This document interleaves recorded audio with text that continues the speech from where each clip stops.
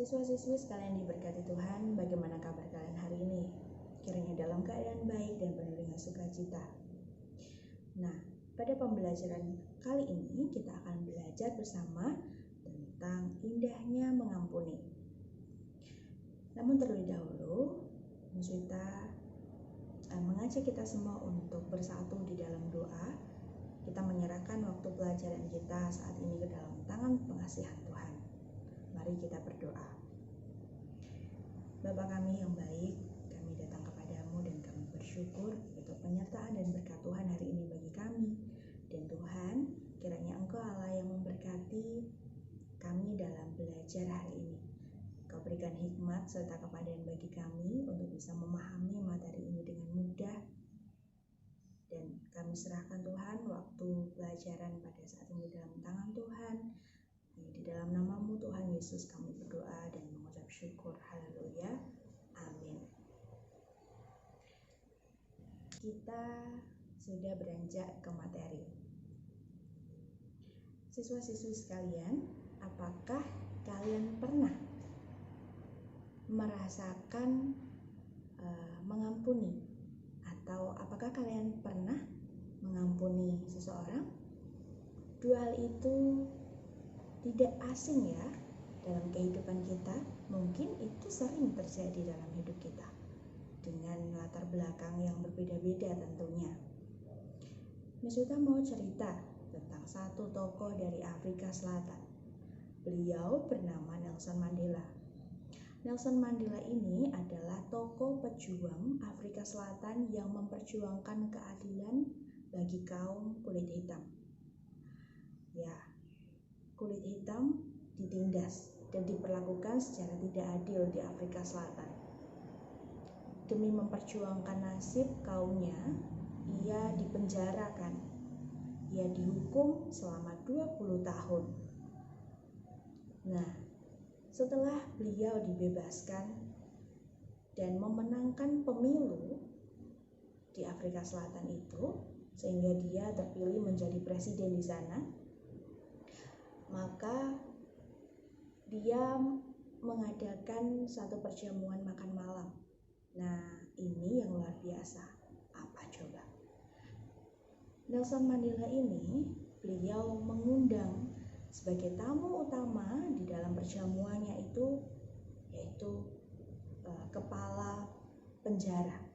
Wah, kepala penjara ini tidak bersikap baik kepada Nelson Mandela waktu Nelson Mandela di penjara.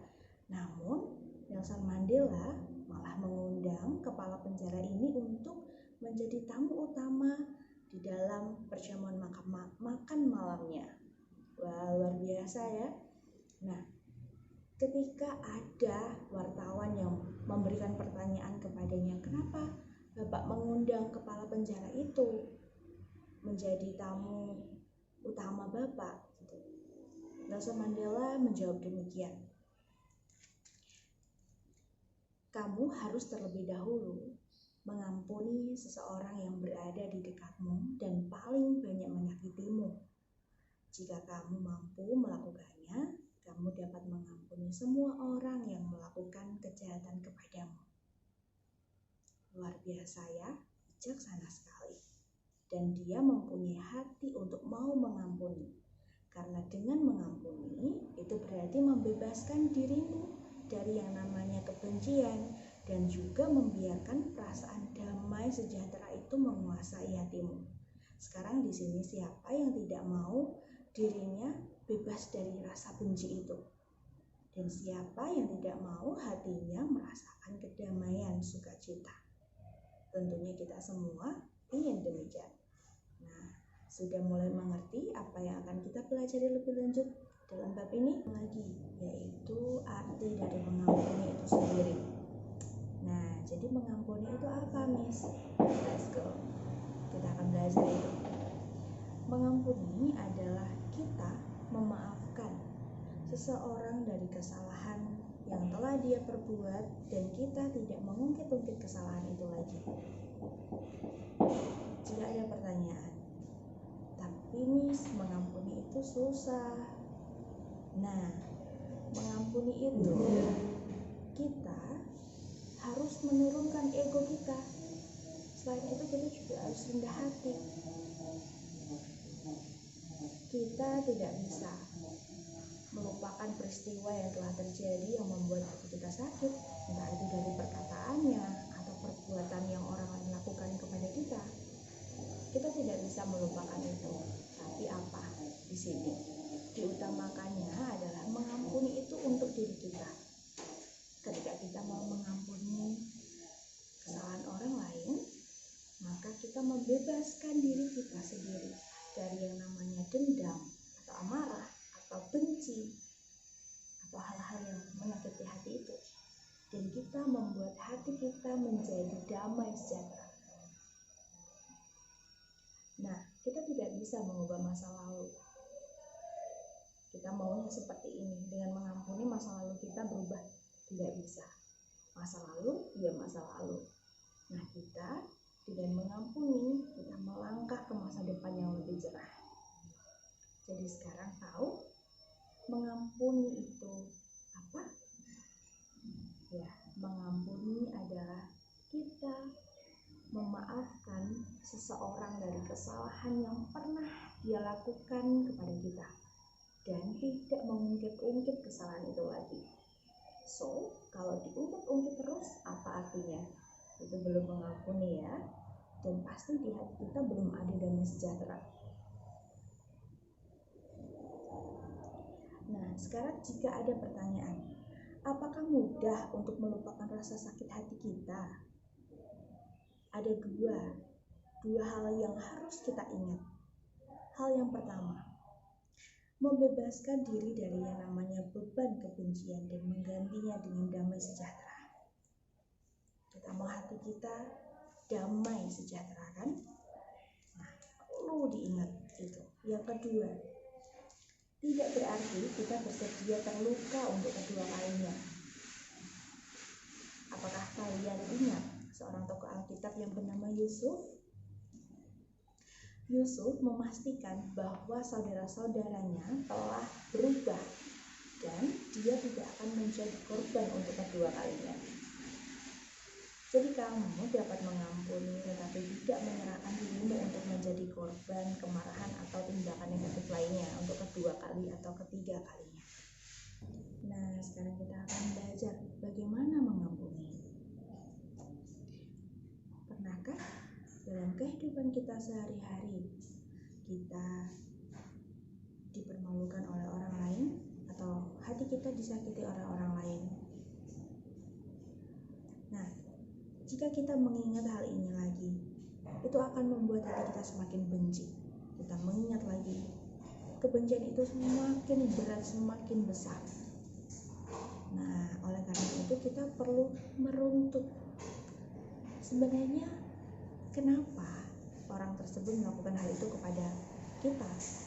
Nah, mungkin kita pernah salah ngomong, kita pernah membocorkan rahasianya, atau kita pernah tidak mengundangnya di acara kita, atau hal lain. Karena jika diturut, maka tidak ada akibat tanpa sebab. Jadi akan ada yang namanya sebab akibat dari rusaknya hubungan itu. Nah, yang berakhir menjadi kebencian dan juga dendam. Nah, oleh karena itu perlu sekali kita meruntut peristiwa itu untuk tahu apa yang sedang terjadi yang membuat kebencian itu ada di dalam hati kita. Rusaknya hubungan. Ini punya satu cerita, yaitu tentang Yusuf.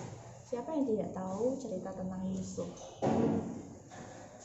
Yusuf diperlakukan dengan lebih istimewa oleh orang tuanya daripada 11 saudaranya yang lain. Dia lebih disayang. Itu yang membuat hati saudara-saudaranya menjadi iri terhadapnya. Hingga akhirnya dari rasa iri hati itu timbullah kebencian, yang mana mereka tidak ingin ada Yusuf dalam rumah itu. Sehingga Yusuf dibuang ke dalam sumur kosong, dan akhirnya mereka memutuskan untuk menjual Yusuf kepada Potifar. Ini awal dari cerita si Yusuf, adalah rasa iri yang timbul di hati saudara-saudaranya yang lain. Nah, singkat cerita, waktu itu ada kelaparan, ya. Tapi di Mesir, Yusuf yang sebagai pemimpin muda di sana mempunyai kelimpahan gandum yang dijual kepada rakyat-rakyat sekitar sana. Nah, di sini Yusuf tidak membenci saudara-saudaranya, tapi Yusuf juga tidak otomatis mengampuni saudara-saudaranya itu karena sikap mereka dulu kepadanya. Karena Yusuf mau menguji saudara-saudaranya apakah mereka itu masih tetap sama karakternya seperti waktu dulu ataukah mereka sudah berubah. Saudara-saudaranya semuanya sudah berubah. Akhirnya mereka tahu bahwa Yusuf adalah saudaranya yang pernah mereka buang dulu. Di situ ada kerukunan kembali, ada keharmonisan kembali antar saudara, ya. Jadi pengampunan yang kita berikan kepada seseorang lahirnya dari dalam hati kita, dari ketulusan hati kita juga. Lihat Yusuf, pada dasarnya dia memiliki hati yang pemaaf. Sejak dia melihat mereka, dia sudah mulai berupaya untuk menciptakan pemulihan hubungan persaudaraan mereka.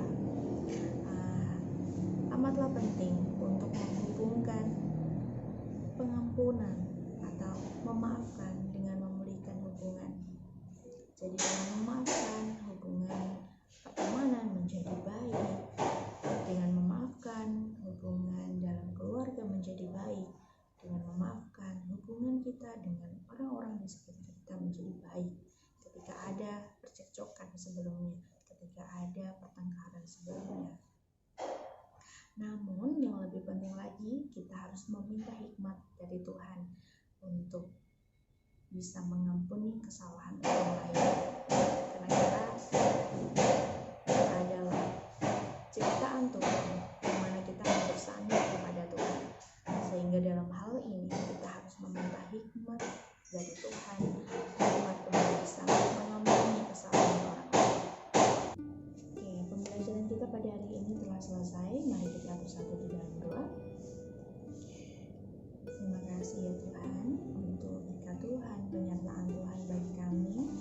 Kiranya Tuhan memberkati kami dan memberikan hikmat bagi kami untuk bisa mengampuni kesalahan orang lain kepada kami, dan kami tidak mengungkit-ungkit kesalahan itu lagi dalam hidup kami, sehingga hubungan kami dengan orang-orang di sekitar kami menjadi baik dan pulih. Terima kasih Tuhan, dalam nama-Mu kami berdoa dan mengucap syukur. Haleluya.